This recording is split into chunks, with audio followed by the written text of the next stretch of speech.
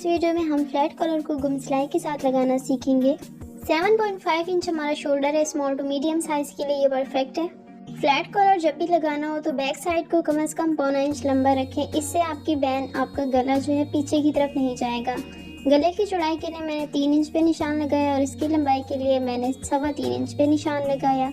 यहाँ पे हम 2 लाइन्स ड्रॉ कर लेंगे ताकि हमारे गले की जो कटिंग है वो परफेक्ट हो जाए। एक कोने से दूसरे कोने तक भी आपने एक लाइन ड्रॉ कर लेनी है, इससे आपका जो शेप है वो हमेशा परफेक्ट रहेगा।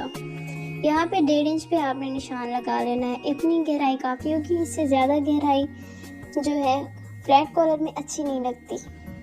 इसी तरह बैक साइड पे भी आपने हल्का सा शेप दे देना है। जहाँ तक हमारे फ्रंट साइड की गहराई है यहाँ तक आपने इसको कटिंग कर देना है, ठीक है। कुछ लोग क्या करते हैं, बैक नेक पे सीधा कट लगा के कटिंग कर देते हैं, वो बैक पे शेप नहीं देते, तो इस वजह से जो हमारा गला है वो बार बार पीछे की तरफ जाता है। इसी तरह आपने हल्की शेप के साथ ही इसको कटिंग करना है। यहाँ पे आप देख सकते हैं इसकी स्लिट तैयार कर ली है। मैंने स्लिट की वीडियो नहीं बनाई क्योंकि आप ये वीडियो फ्लैट कॉलर के लिए देख रहे हैं, तो मैं इस वीडियो में सिर्फ आपको फ्लैट कॉलर ही लगाना दिखाऊंगी। एक पॉइंट यहाँ पे नोट कर लें, शोल्डर्स आप जब भी अटैच करें इस तरह गुम सिलाई के साथ अटैच करें, इससे आपके काम में जो है बहुत ज़्यादा सफाई आती है और आपका काम प्रोफेशनल लगता है। जो बड़े ब्रांड्स हैं वो भी इसी तरह बनाते हैं। अगर आपको इसका तरीका नहीं आता तो मुझे कमेंट में बताएं, मैं आपको वो सिखा दूँगी। फ्लैट कॉलर मैं हमेशा जेंट्स बुकरम पे बनाती हूँ, इससे इसकी फिनिशिंग टोटली चेंज हो जाती है। मैं आपको भी यही मशवरा दूँगी। अच्छा, इसकी चौड़ाई 3.25 इंच है। यहाँ पर जो हमने गले की कटिंग की थी इसके साथ हम अपने फ्लैट कॉलर को शेप देंगे। इस तरह आपने इसको फिक्स करके रखना है, जोड़ी दोनों साइड बुकरम और कपड़े की एक ही तरफ हो। बैक नेक की लेंथ जहाँ तक आ रही है उसके बराबर में हम अपने फ्रंट नेक को रखेंगे और इस तरह से मार्किंग करेंगे। इसकी जो मार्किंग है वो आपने एक पॉइंट बाहर की तरफ करनी है, ठीक है। और बाकी जो हमारा शेप गले का है उसके साथ साथ ही आपने इसको शेप दे लेना है। फ्लैट कॉलर की जो चौड़ाई है वो मैं यहाँ पे सिर्फ आधा इंच दे रही हूँ। हो सकता है आपको ये कम लगे, मगर ये रेडीमेड स्टाइल में और पहने हुए बहुत स्मार्ट लुक देता है, तो आने वाले मौसम के लिए भी परफेक्ट है। आप भी ये ट्राई करें।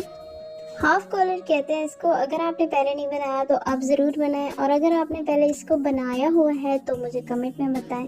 यहाँ पे जो दूसरी लाइन है वो मैंने रफ सी ड्रॉ की है। अगर आप बिगिनर हैं तो इसको अच्छी तरह से ड्रॉ करके कटिंग करें। जेंट्स बुकरम वैसे भी थोड़ा हार्ड होता है, तो आप इस पे जब भी कटिंग करें एक ही बार में अच्छी तरह से मार्क करके कटिंग करें, ताकि एक ही दफ़ा में आपकी जो कटिंग है वो परफेक्ट हो जाए, क्योंकि आप इस पे बार बार जो है ठीक नहीं कर सकते इसकी शेप को।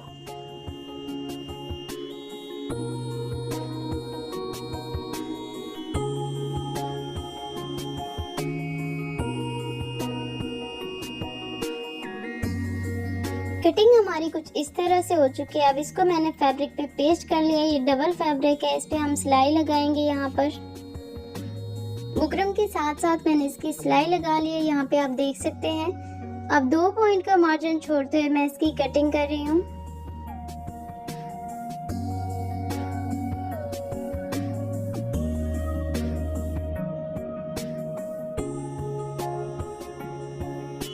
यहाँ पे मैं सिंगल फैब्रिक की कटिंग कर रही हूँ जिसपे हमारी बुकरम पेस्ट है। आधे इंच से 1 पॉइंट कम मार्जिन छोड़ते इसकी पूरी कटिंग कर देनी है।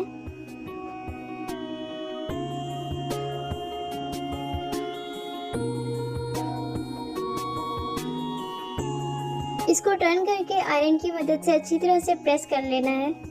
अब यहाँ पर हम अपने कॉलर के नीचे वाले फैब्रिक की भी कटिंग कर लेंगे। अगर तो आप बिगिनर हैं तो आप यहाँ पर 1 पॉइंट बढ़ा के कटिंग करें ताकि आपको बाद में फोल्डिंग में आसानी हो।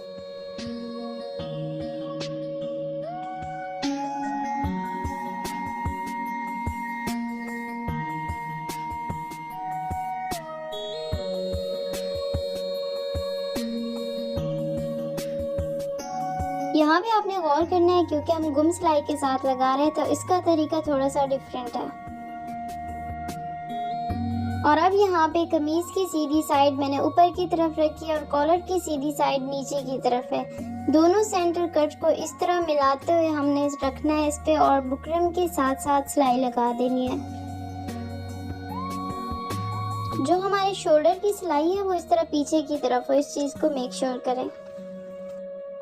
यहाँ पे आपने किसी भी कपड़े को खिंचाव नहीं देना। आप इस तरह थोड़े थोड़े पीस को सेट करके बराबर करती जाएं और सिलाई लगाती जाए। फिंगर रख के जब आप इसको टर्न करेंगी तो उससे कोई खिंचाव नहीं आएगा और इस तरह जो कॉलर का शेप है वो अपनी जगह पे ठीक तरह से बैठेगा।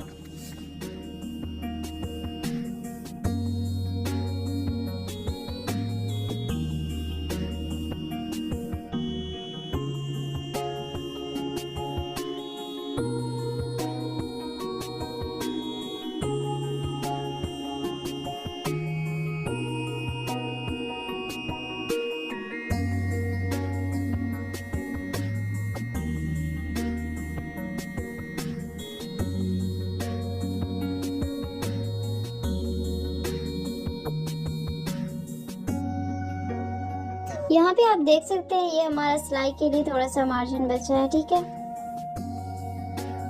और इसकी लुक कुछ इस तरह से है, आप यहाँ पे देख लें। अब यहाँ पे कितना मार्जिन हमने अंदर करना है इसको बराबर रख के हम यहाँ पे मार्क कर लेंगे ताकि सिलाई लगाते हुए हमसे ये कम या ज्यादा ना हो जाए। कॉलर का मार्जिन जितना हमारी दूसरी साइड से बचा है उतना ही यहाँ पे मैं मार्जिन छोड़ते हुए मार्क कर रही हूँ। यहाँ से हम अपने कॉलर को अटैच करना शुरू करेंगे।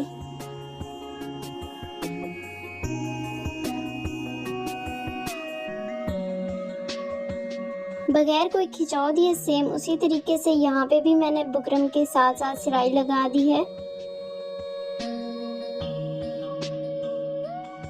अब यहाँ पर हमने अपने कॉलर के कोने बना लेने हैं। उसके लिए मैं यहाँ सीधी लाइन ड्रॉ करूँगी। आप अगर चाहें तो यहाँ पे राउंड शेप भी दे सकते हैं इस तरह से, मगर मैं यहाँ पे सीधी सिलाई लगाऊंगी। इस तरह से सिलाई को दोनों तरफ से पक्का कर देना है ताकि फोल्ड करते हुए या हैंड स्टिच करते हुए ये खराब ना हो।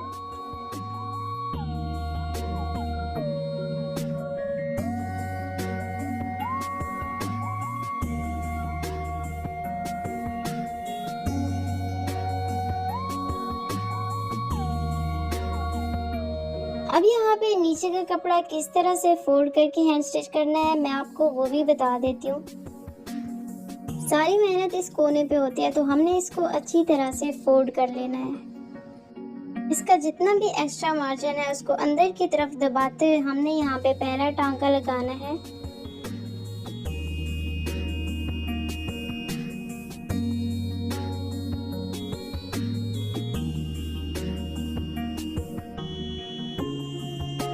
यहाँ पे ये कपड़ा किस तरह से फोल्ड करते हुए हैंड स्टिच करना है मैं आपको इसका तरीका भी बता देती हूँ। आपने प्रेस करके इसको हैंड स्टिच नहीं करना, प्रेस के बगैर आपने इसको हैंड स्टिच करना है और इस तरह से आपने टांका उठाना है कि बाहर की तरफ शो ना हो रहा हो।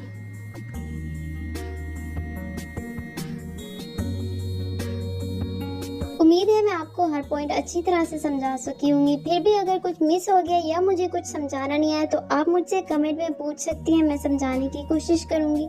बाकी अगर वीडियो अच्छी लगी है तो प्लीज़ वीडियो को लाइक और चैनल को सब्सक्राइब कर दीजिएगा। Thank you so much. अल्लाह हाफिज़।